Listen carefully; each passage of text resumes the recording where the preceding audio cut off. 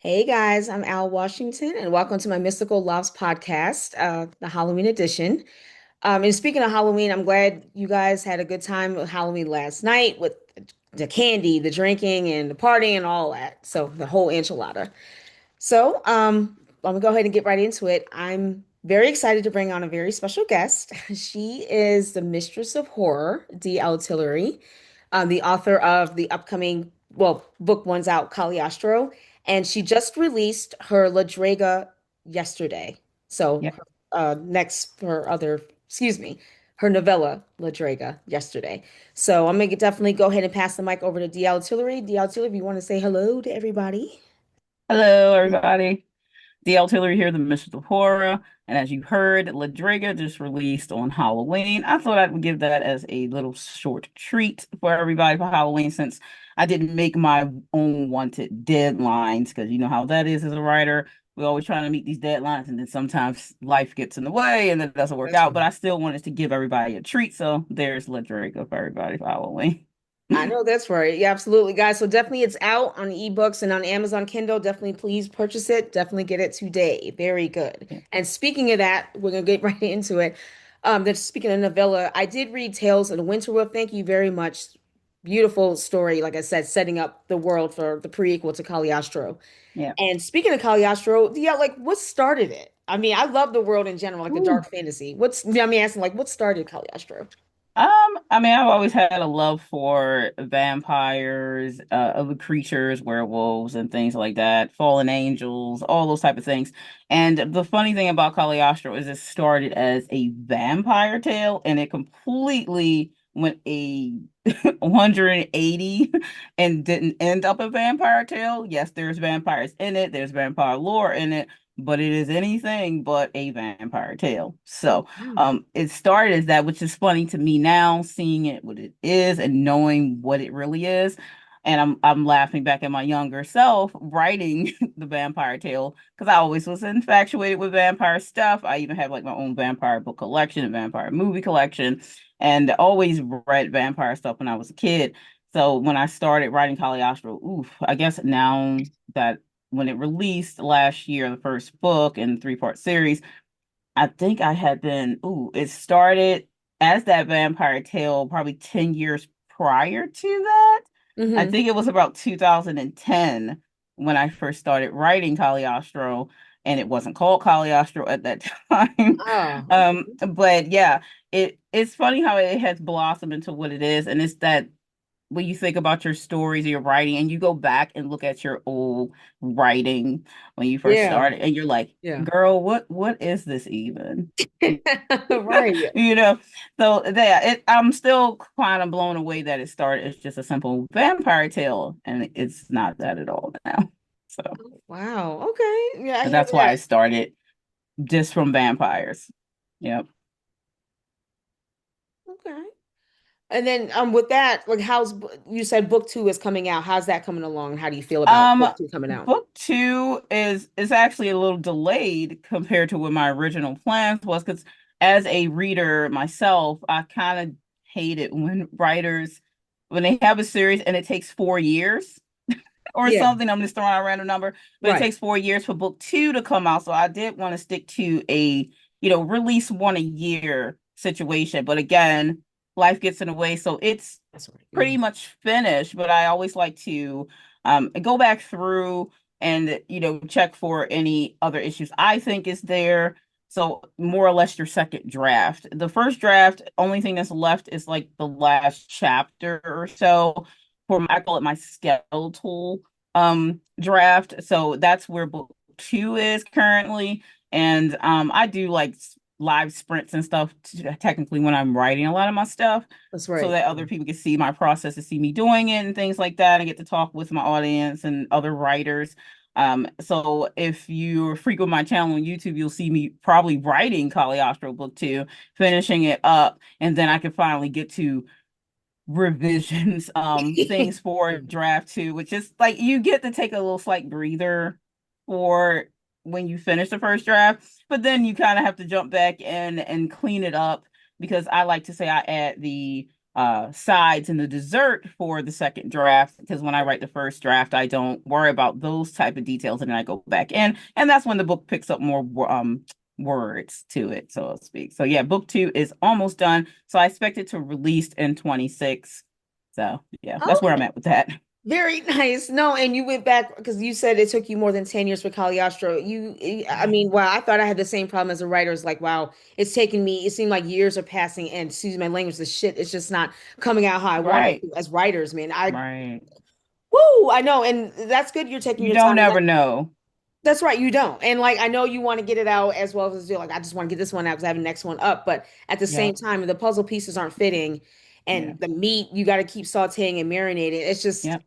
I'm A glad. Thank good you. example of that is when I Ugh, did book one, when right. I was doing the second draft, there is actually a chapter in book one that wasn't even planned that I added after I finished the book the first time. Because I was like, Oh okay, God. well, this is, I want to add this, and I think this should be said. So there's a chapter called Business of the, was it Business of the Supernatural or Business of the Unnatural? And that particular chapter is about, because Cagliostro is a CEO, he has like CEO business that he does. Because in the human world, to people, he looks like he's the owner of like a hotel chain. Right, right, right. Yeah.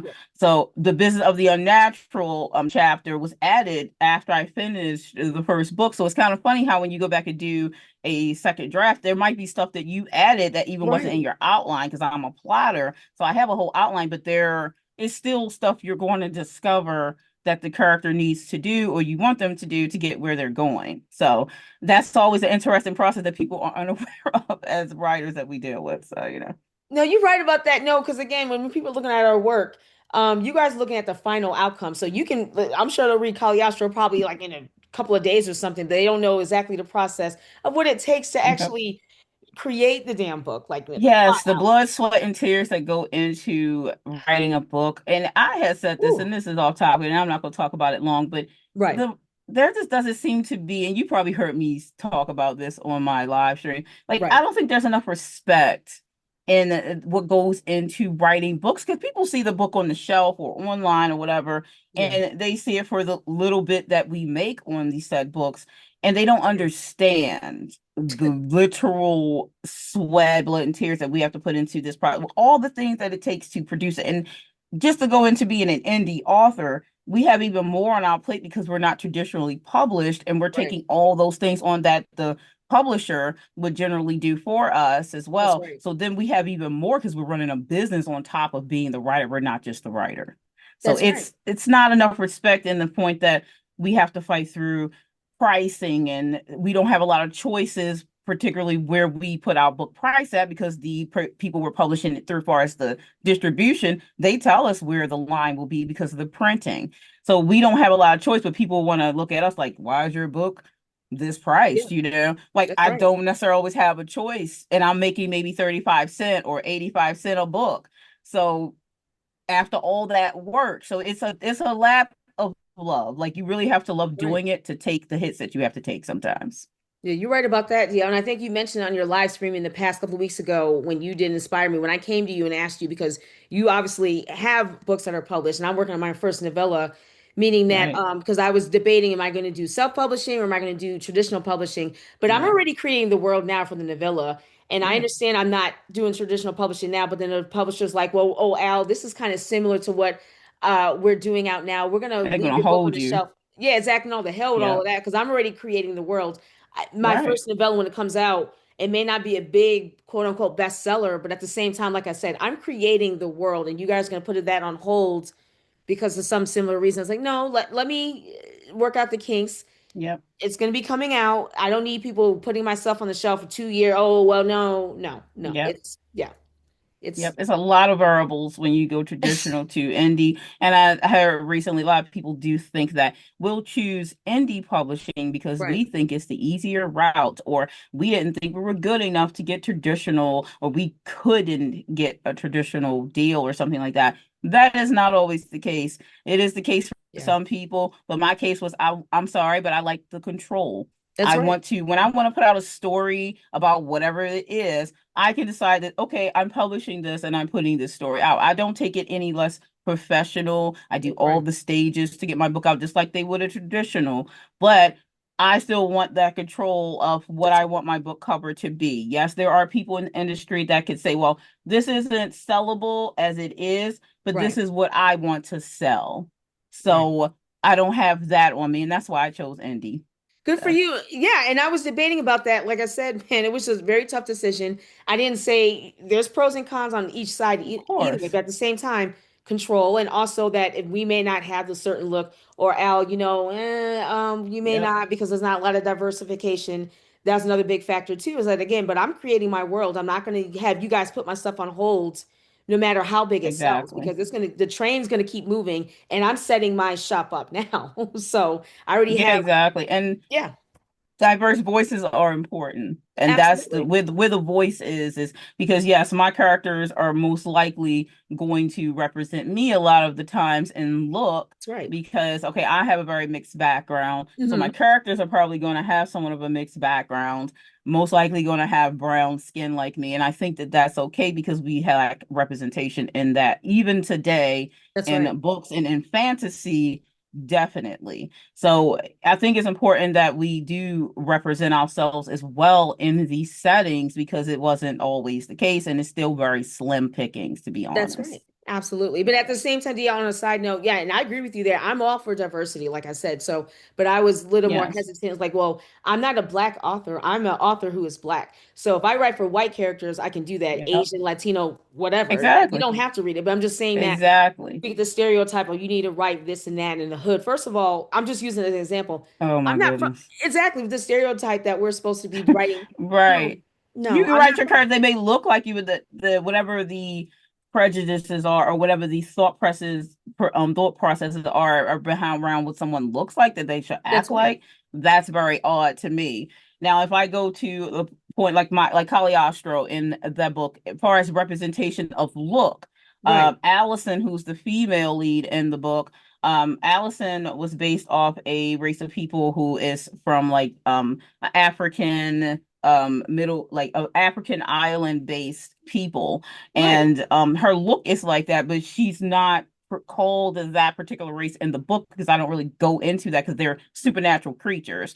Right. Caliostro, if he was in our world, he would have been of German and Middle Eastern mix and descent, Mhm. as far as his look is concerned. But that doesn't really mean much anything. It's just most likely because people design a lot of the times what they look like. That's normal. That's to Exactly. be expected. But a lot of the times they're like, well, it's fantasy, and we expect to see a character that's Caucasian looking in a lot of cases, and it's weird if you see someone brown skin. And I'm like, Mm. why would it be weird? I'm brown, so maybe some of my characters would be more brown presenting. Right. That tends to be the case. It can happen. But I have characters who have all races, like my Right. first short story that came out, Room Within, the main character on there, Daniel, is Caucasian. You know what I Okay. mean? And Yeah. that was just Okay. because he so happened to be. It wasn't planned or thought out. It's just that's how Exactly. it worked out. You know what I mean? So Exactly. it's just not the case. He's white presenting, but I don't really bring up the race thing far as naming races in the book Right. unless the story is based in our human world, which I don't write a lot of in my horror and dark fantasy. That's I right. don't really bring it up because a lot of the times it's otherworldly based things. Now, I do have plans to release some of my romance stuff, and it will be more human based a lot of times, stuff for my paranormal romance stuff. That's But right. it's only relevant to bring it up when it's relevant to bring it up. That's right. Now, we are born whatever race we are. We don't think about ourselves as more than just humans, more or less, until people make you think of that as you grow up and become an adult. You don't come out thinking like, what race am I? Like you don't. It's just that Yeah. people start making you be aware of it because that's what humans do. That's So right. it's not like we're trying to focus out to that, but people tend to design characters that may look so happily like them. Exactly. That's it. You know, I agree with whatever. no, I agree with you, man. I think you should create whoever the hell you want to create, black, white, Yeah. Latino, whatever. I'm just saying that Yeah. with the traditional stereotyping that we're supposed to be writing a certain way. Oh, we're more hood, or our characters are not quote unquote too black. I don't know what the hell that means. Again, I'm That not it from means here. nothing except for what people tried to tell you what it's supposed to mean. Exactly. I'm And not that's from all it comes down to. I'm gonna do what I want to do. That's You know, I've right. heard it my whole life because I'm a goth chick. So I wear black leather and lace and Right. stuff like that. And of course, I heard it growing up because when I got about 19, I was allowed to wear makeup because I grew up in a Christian home. And so I could express who I was as I reached adulthood. And I Yeah. was in like anime clubs and stuff like that. And I was dressed like I was. And you get stuff from certain people who not used to seeing people with brown skin Yeah. dressed like this or that, as far as they say. So Yeah. I'm sitting there like, this is just who I am. So I don't know why you think it had to be race based. So I heard it plenty of times. You know what I Oh mean? yeah. Like No, you're trust a me. black goth, and I'm like, or I'm just goth. Crickets. Like I I don't know. know why you had to bring up any race, but okay, that's Right. fine. Yeah, crickets and chirps. People are Seriously. weird. That's all I can say about that. But they can't just be people. Humans have been fighting a long time about this, and I figure they will continue to fight well past my lifeline. So You're right what about can I that. say? No, you're right about that. You guys write as writers, creators, you do how you write, however you would like to write. Again, I'm just saying again, I'm not from the hood. I'm not gonna write, pretend I'm gonna be the hood or fit into some stereotype of how black authors, excuse me, are supposed to write and bring Right? out their characters. The hell with all of that. No, I threw that out of the window. It's ridiculous if people are Yeah, telling you anything of the sort because that's what have right. they got to do with anything? Like, And okay. seriously, that's what I'm saying. And even you said your first novella, but even my short vignette, short film piece, Yeah. not to be okay, not to, I don't know what it says to be a factor. They happen to be all white actors, but they simply Okay. fit the right for the part. Okay. Yeah, And if I it just, happens, then it is what it is. So it's like, people are like, well, how did Daniel end up being like a Caucasian percentage it's, male? I'll be like, he just so happened to be. And I didn't realize if he was until after the book was done, more or less, because I just don't mention race, rather it's more tools in it or whatever. That's just not really how I write. All writers write exactly. differently. Some do find reason to do description. That's fine. They do or don't have to. So, because a lot of people say that they just imagine the character the way that they want to, or whatever the case is. Now, only issue I have with that is if the writer very specifically is having it writing a story about an experience of a very specific race of people, and then Okay. somebody come up, well, I imagined that this person, this character is white, and I'm Right. like, well, they clearly the writer wrote a black male in a experience of his life, so you can't sit there and imagine that he's a white guy. That Right. would be weird, you know. So in Right. those instances, but when we talk about fantasy and stuff, like a lot of the you'll notice the writers don't necessarily particularly mention human race That's right. things and issues that we have because we're removing it from it because we're in another world that most likely wouldn't have those same issues because that's a human issue, apparently. That's right. Yeah. That's all we know anyway. I know that's right. Well, anyway, the If Caliostro, aliens out there fighting over each other's differences, I wouldn't know about it. So you're right about I know nothing about that, but overall, the cover for Caliostro book one is beautiful. Like I said, the thank you. diversification, just beautiful cover, beautiful story. I'm finishing up with Tales of the Winter Wolf, the prequel to it. I'm getting to Yeah. jump on Caliostro next. So Yep. definitely guys check it out because book one is out, everybody on Amazon Kindle. Definitely check out on D.L. Tillery's website. So absolutely. Yep. Now, DL, tell us about your upcoming Lore Divine Exotic. Is it anthology that you're working on? Your Yes, it's an erotic anthology that I'm a part of. I think there is one, two, three, four. Hold on, I think like six authors in this anthology. Oh, And our thing for this particular anthology was to write a story that had a twist, and it had to be a type of mythos from whatever culture. And okay. you could do a retelling if you wanted to, and a god of some sort from that set mythos. So I'll have two stories in this erotic anthology from two of Okay. my different pen names. And I've kind of noticed that I've been introduced to the public in an anthology because The Room Within was originally in an anthology with other horror writers, and then Fractals was also in an anthology before I released them solo, and of course, well before Caliostro came out. So this Mhm. will happen again with these two particular pen names that I have. And I have two because one is very particularly for my romance stuff and one is going to be for my erotica stuff. because sometimes those readers aren't interchangeable. Sometimes they are, like myself. I read erotica and romance erotica interchangeable. Doesn't matter to me if it has sex on the page or not on the page. Totally fine with me. Some people care. I do not. I am not prudish or even like, oh no, hands off, none of that. Believe that. Right. So Yeah. I wrote two tales for this particular one. It has some good stories in this book. It's supposed to release in 26. We've been Okay. working on it for a while behind the scenes as a team. Aphrodite Lee actually is the author behind the project because she writes Nice. erotica under Minx Canote. So some of these stories, okay, people not ready. Oh, oh my. Oh, oh my. One of the stories in this book What? is I didn't write this particular one, but one of these Okay. stories are going to make you look at the Milky Way in a totally different way. You're Really? going to be looking up at the stars like, I don't know how I feel about that. You say nobody's ready. Okay. Some of these stories, Ooh. I was like, this, I write erotica, but this is Well, ready. So this is going to be, I'm excited about that project particularly, but I'll be talking about it more on my channel, of course, as I know the release date. We're going to do a okay. Kickstarter for it, so that'll be something I'll talk about on there. But like y'all not ready for some of these stories. But I wasn't even ready. I read all of them already because I was Damn. wanting to read us for it. But like some of those stories, I was like, you got me.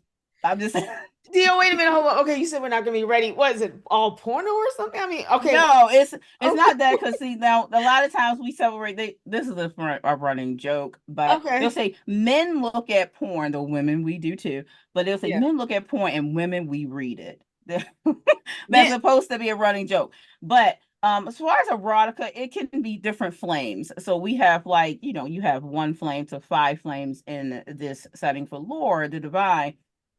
And so you'll have stories in there that has lower flame, and you'll have stories in there that have higher flame. Okay. So some writers write their sex scenes more detailed, some do fade to black, some use different wording than others, things like that. So my particular one of the stories I could talk about in there is my horror erotica. Now Okay. that's a very Wow. particular style and it's not for everybody. Um, Oh my God. to say the least. One of the readers, because we had to have like beta readers and stuff for it. One of the beta readers that read that particular story that I wrote, the horror erotica one, she said, "Wow, I was in the middle of reading it, and my female interest. I'm just gonna change the word a little bit. My female Right. interest, like." It just dropped off when I read the blood and gore and murder scene coming up. I wasn't expecting that. I'm like, you were warned when it said horror erotica. I don't know, so you Okay. know what I mean. So, but I think my story is the only story in it that's horror erotica. Then you have like this is standardized, like you have paranormal. Like I wrote a paranormal erotica that's in there. So Okay. in this case of erotica, it usually has sex on the page in most cases, more Okay. detail. Everyone's wording is different. I don't write Holoquent, which is more like flowery erotica, where they talk about like her flower petals and blah blah blah. I don't do that. Okay. Okay. Okay. I'm Well, very direct. I'm I not, it's hear not that. flowery far as I'm concerned. That's not how I write mine.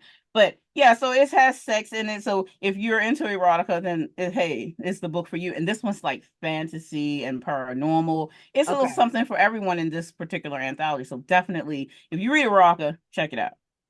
Okay, no, and all right, yeah, I'm gonna definitely check that out. But I'm not gonna lie, because I didn't think a book, like you say, most women quote unquote read about um, Sex, but they they sex or they whatever. say that it's a running joke. Right, but no, I didn't. I'm not gonna lie. 50 Shades of Grey. I know people have their opinions and reviews of how it was Yeah. written technically, Mhm. but I didn't think I was gonna get not aroused by the book. And I did read the first one. I was like, damn, I didn't think I was gonna be aroused by reading this shit. I don't know about Yeah, you. Yeah. actually, the how it's written, a lot of times you'd be surprised how the written word can and arouse you. It could very Ooh, much so.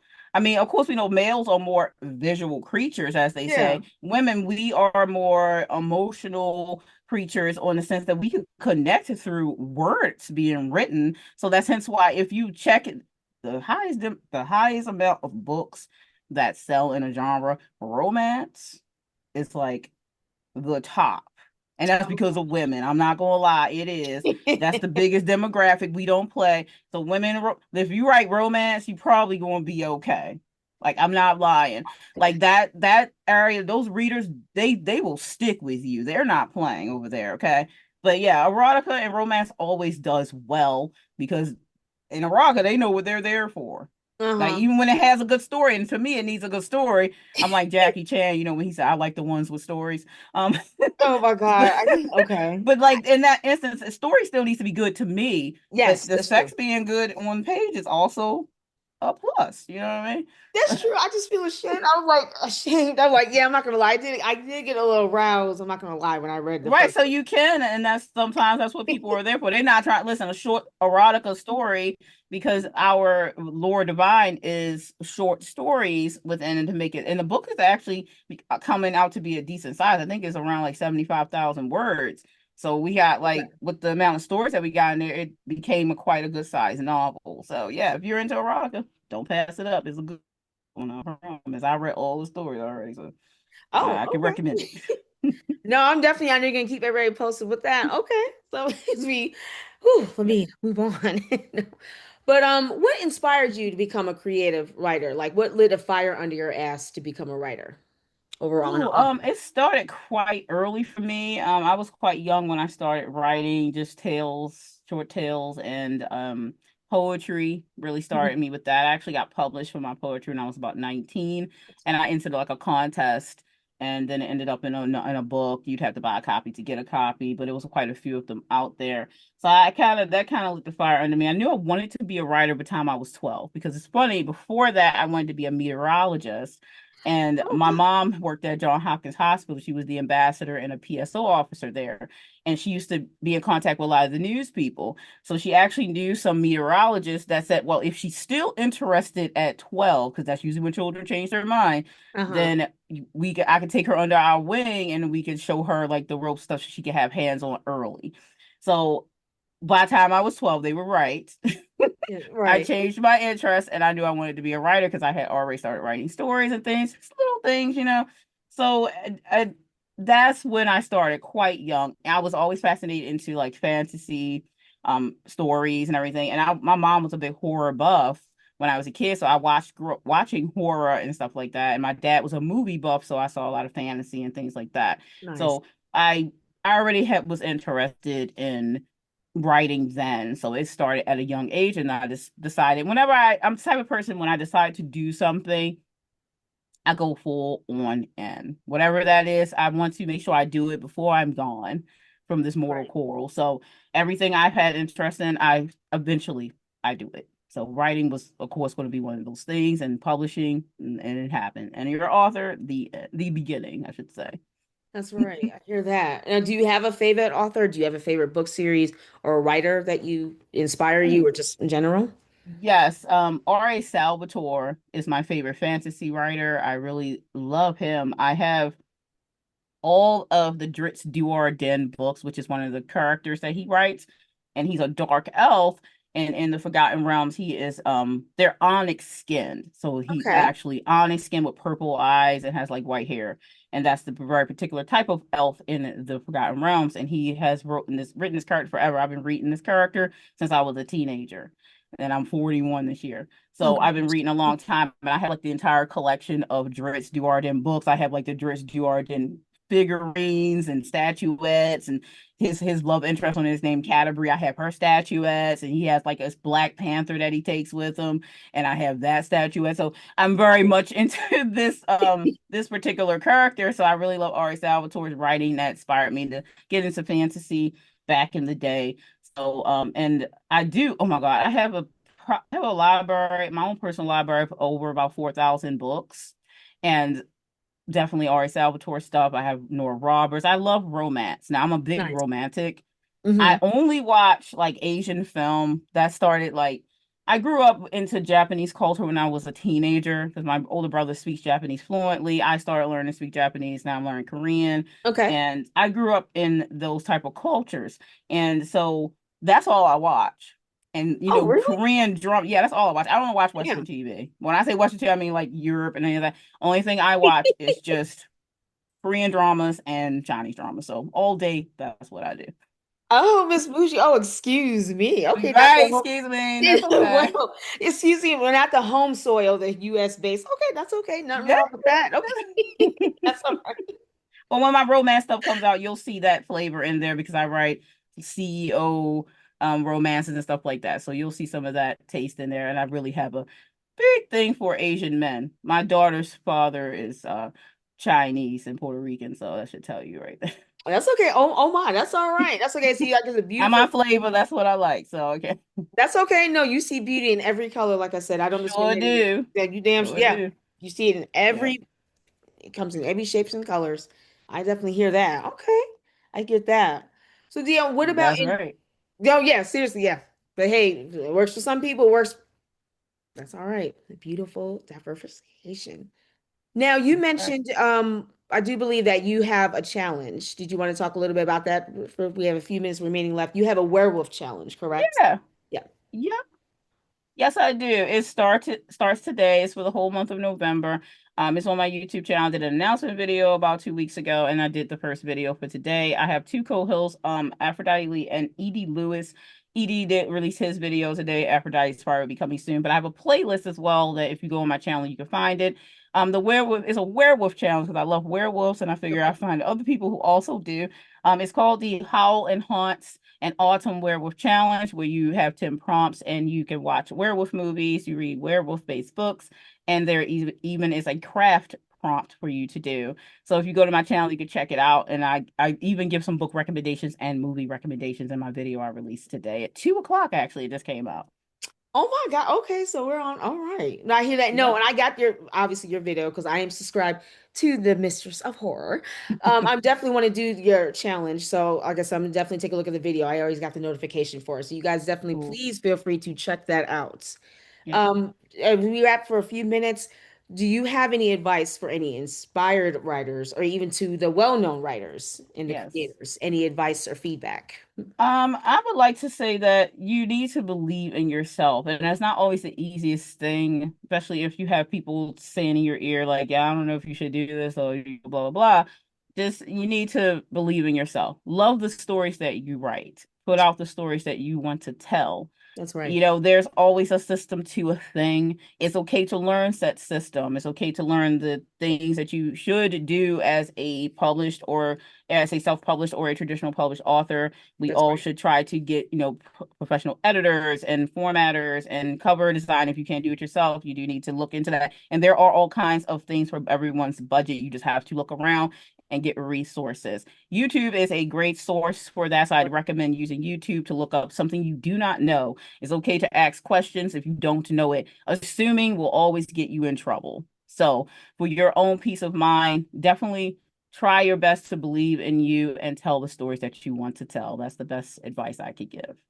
That's right. And absolutely. And speaking regarding with self-publishing, I know most people, please try not to, and this goes for me as well, because I have a habit of doing this. Don't compare yourself to other people on other levels. You stay in your lane. It's good to learn from those who have even one or two or more out to you, or who even Yep. wrote longer than you. Because most people Yep. are thinking self-publishing, oh, it's easy. Yeah.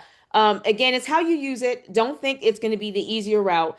And again, don't compare yourself to other people. Yeah, you have more obviously control, but at the same time, it's like please don't compare yourself to other Yes. people. Don't think it's more easier because it's self-publishing. Because like I said, like you Yes. said, you got to literally put in the work. You do. And just like when you're doing a film, or you're as an indie filmmaker, like I said, that's my majority of my background. They go, anybody can bring out a camera. Yeah, that is true, but it's the same time, it's Yep. how you do it. Just the same thing when you want to Exactly. run your own business. Same thing. They go, well, or anybody can just do it.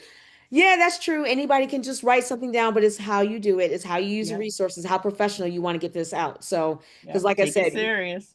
Take it yeah, serious. that's it. So, but again, that's up to completely up to you, however you want to do it. Yep. So, Very true. thank you. But DL, thank you very much for coming on because I wanted Thank to get you you. on for a while. I'm definitely looking forward to your future projects as well as Yep. still finishing up with your latest book. Yep. Thank You you. guys, no, you're very welcome.